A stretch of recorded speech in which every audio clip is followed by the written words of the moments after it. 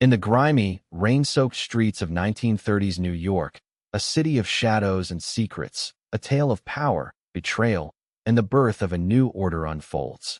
The year is 1931, and the Great Depression has cast its long, dark shadow over the city, but in the underbelly, a different kind of economy thrives, one ruled by the iron fist of the mob.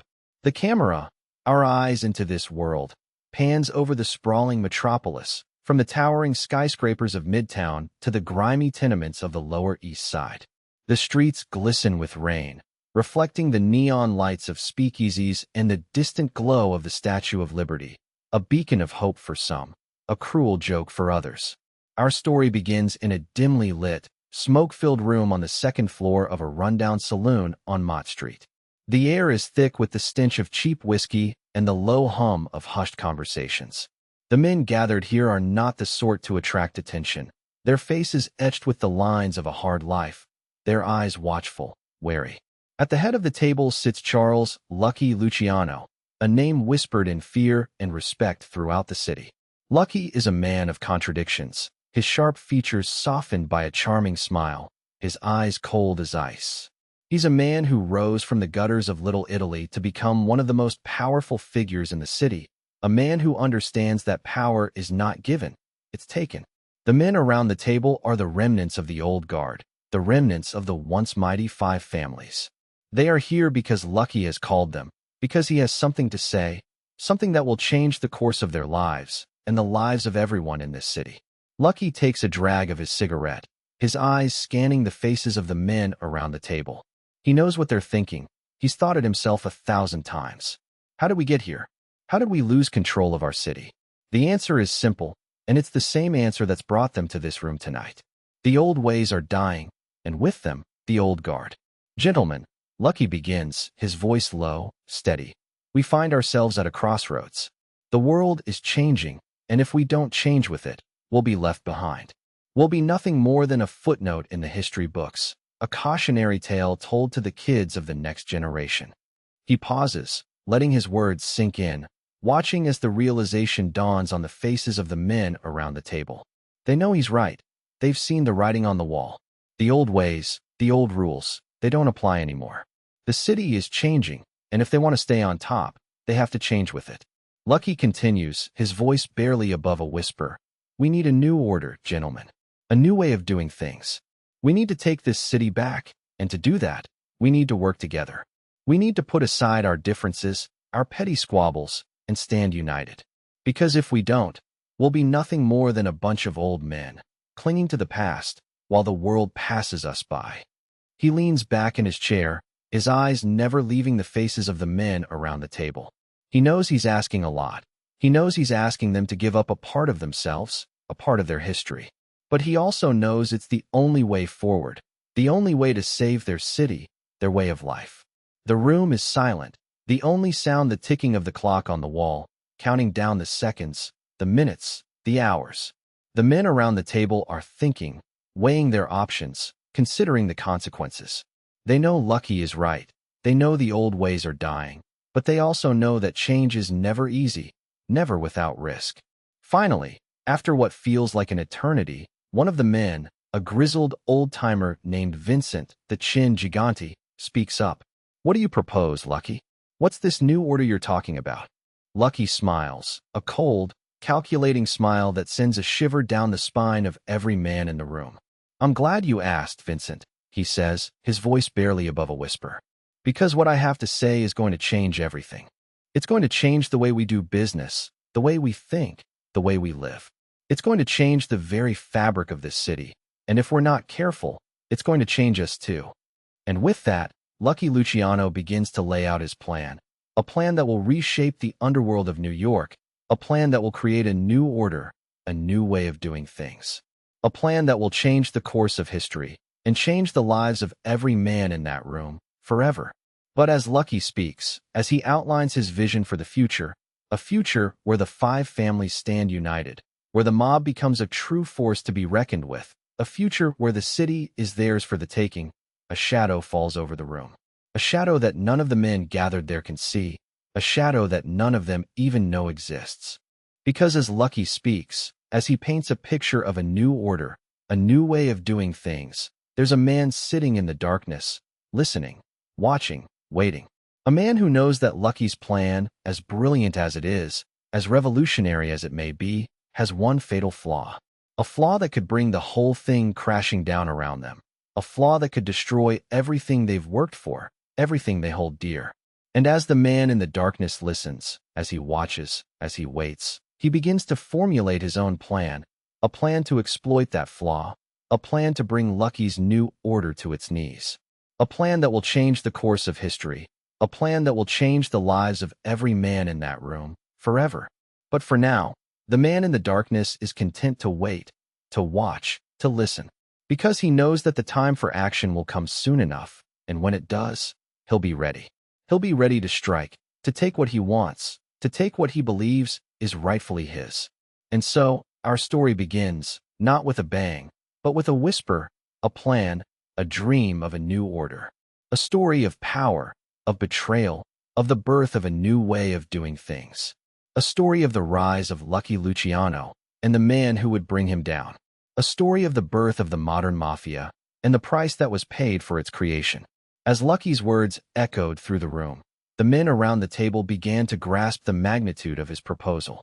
It was a revolution, a complete overhaul of the way they had always done business. The five families would no longer be a collection of warring factions, but a united front, a single entity with a shared vision and a common goal. The old ways, the old rules, the old hierarchies, they would all be swept away in the tide of Lucky's new order. But with any revolution, there are always those who resist, those who cling to the past, those who refuse to see the inevitability of change. And among the men gathered in that room, there were a few who saw Lucky's plan not as a path to a brighter future, but as a threat to their power, their influence, their way of life. Frank Costello, the ruthless and cunning boss of the Luciano crime family, was one such man. He had risen to power on the backs of those who had come before him, and he had no intention of stepping aside, no matter how shiny the carrot Lucky was dangling in front of him. He listened intently as Lucky spoke, his eyes never leaving the young man's face, his mind racing, already formulating his own plans, his own strategies to undermine this new order before it had even begun.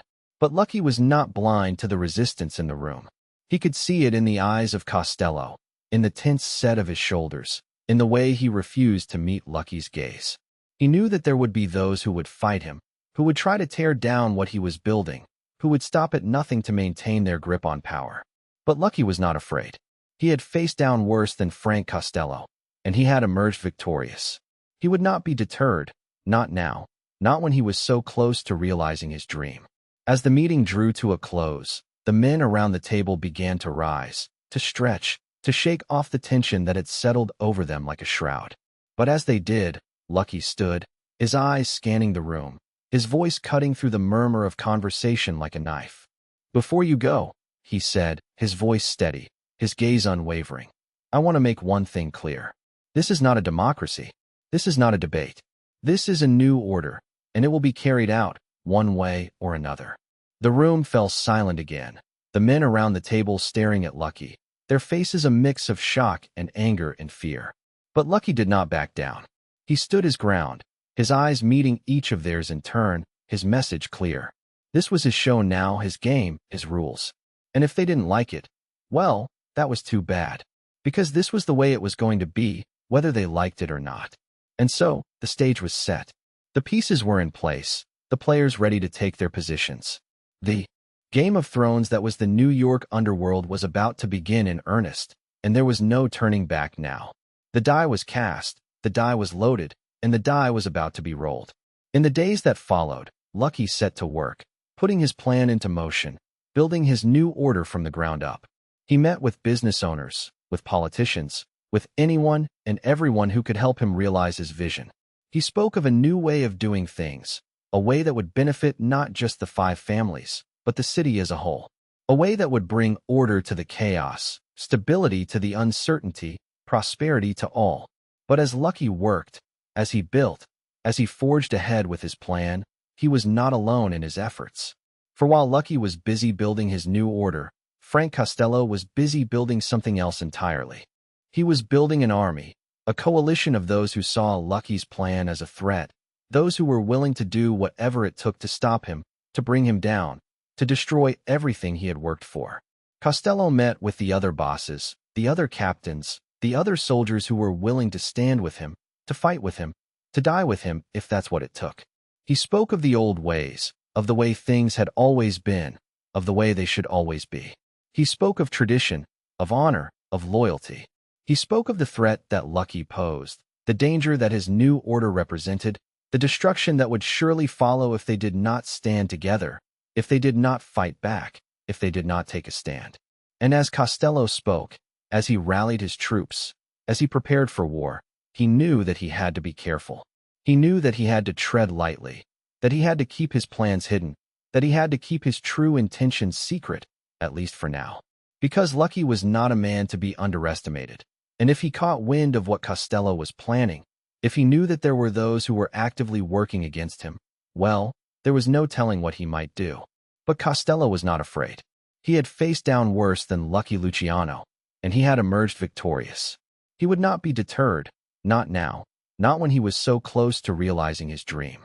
He would fight, he would resist, he would do whatever it took to stop Lucky's new order, to preserve the old ways, to maintain his power, his influence, his way of life. And so, the stage was set for a showdown, a battle for the soul of the New York underworld. A battle between the old guard and the new, between tradition and progress, between power and ambition. A battle that would change the course of history, that would shape the future of the city, that would determine the fate of every man involved. But as the two sides prepared for war, as they gathered their forces, as they sharpened their swords, there was one man who remained in the shadows, one man who watched and waited, one man who knew that the true battle had not yet begun. For while Lucky and Costello were busy building their armies, while they were busy preparing for war, there was another player in the game, a player who had been there all along, a player who had been watching, waiting, biding his time. His name was Meyer Lansky, and he was a man with a plan of his own. Meyer was not a man to be underestimated. He was cunning, he was clever, he was ruthless, and he was always thinking 5 steps ahead. He had seen the writing on the wall, he had seen the way the wind was blowing, and he had made his choice. He had chosen to stand with Lucky, to support his new order, to help him realize his vision.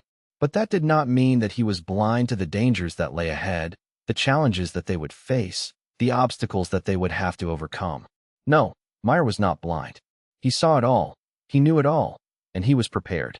He had his own network of informants, his own sources of information, his own eyes and ears in the shadows. He knew about Costello's plans, he knew about his army, he knew about his resistance. And he knew that if they were to stand any chance of success, if Lucky's new order was to have any hope of survival, they would have to be 1 step ahead, always, no matter what. And so, Meyer set to work, building his own network, forging his own alliances, gathering his own intelligence. He met with business owners, with politicians, with anyone and everyone who could help him, who could give him information, who could tell him what he needed to know.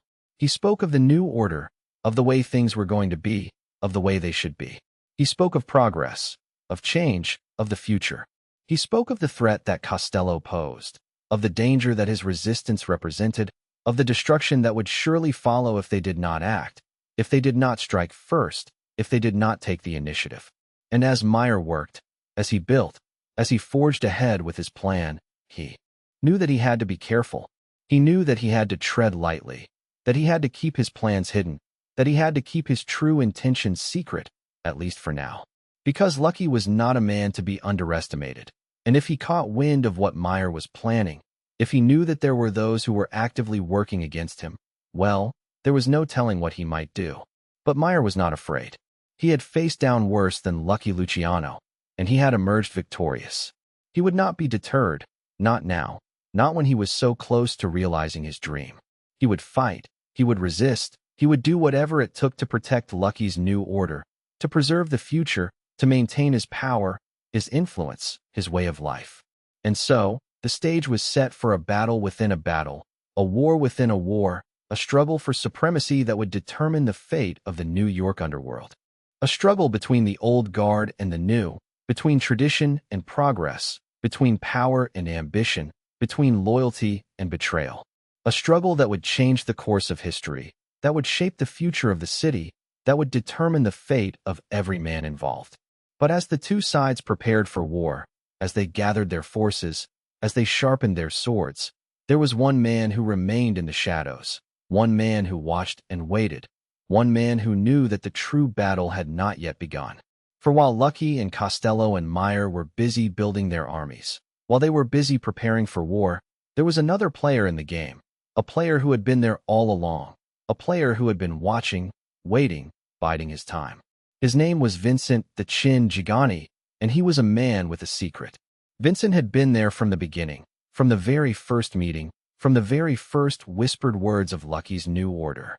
He had listened, he had watched, he had waited, and he had learned. He had learned about Lucky's plan, about Costello's resistance, about Meyer's network. He had learned about the danger that lay ahead, about the challenges that they would face, about the obstacles that they would have to overcome. But Vincent was not like the others. He was not a man to be underestimated, but he was also not a man to be rushed. He was patient, he was calculating, he was careful, and he was always thinking 10 steps ahead. He had seen the writing on the wall, he had seen the way the wind was blowing, and he had made his choice. He had chosen to stand back, to watch and wait, to bide his time, to gather his strength, to wait for the perfect moment to strike. And that moment was coming. He knew it. He could feel it, like a storm on the horizon, like a tide rising, like a fire burning.